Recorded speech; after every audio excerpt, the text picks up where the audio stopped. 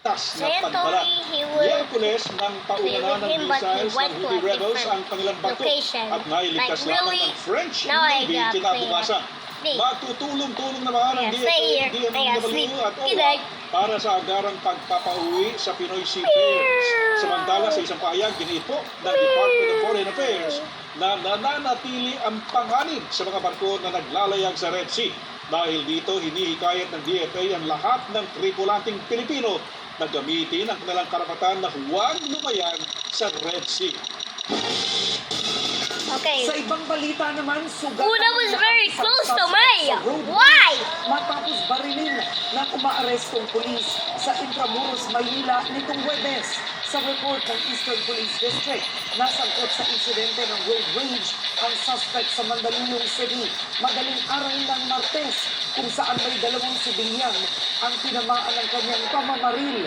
Natuntun ng mga pulis ang sasakyan ng suspect sa may Intramuros. Pero nang arestuhin ang suspect, tinangka niyang sagasaan ang pulis. Pinaputokan naman ng mga pulis ang suspect na kargado rin ng baril.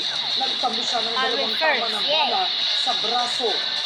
Naharap sa patong-patong na kaso ang suspect na nagpapagaling ngayon sa ospital. Patay ang isang lalaki matapos na pagbabarilin ng nakaalita dito sa Cavite. Ang suspect agad na aresto sa hot pursuit operation matapos kilalanin umano ng nakakita sa krimen. Exclusive na papatrol, Jeff Caparas.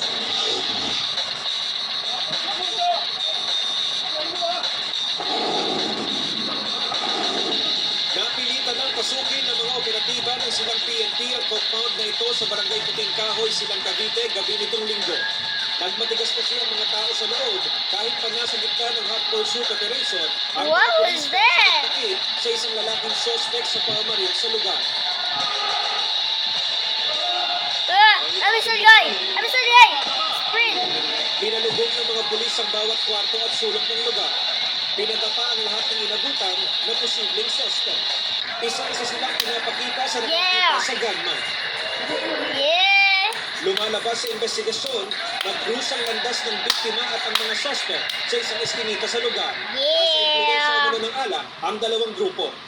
Bibili pala ng yelo itong sinasuspect. It so happen na nagpanagpupo yung grupo ni suspect tsaka ni victim. Nagkaroon nun ng altercation. Nung naitulok ni victim, yung isang suspect, si gunman, sabay nagbasag ng bote. Yung pagbabasag ng bote ni victim, yun na ho yung parang naging triggering for the suspect to draw his pistol. Binaril umano ng 3 beses ng suspect ang biktima na nakatakbo pa ng ilang hakbang bago bawian ng buhay.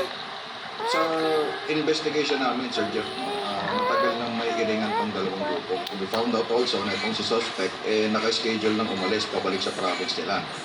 So, as it appears, parang premeditated talaga. Talagang sinadya niya magdala ng baril. Positibong kinilala ng thank you. witness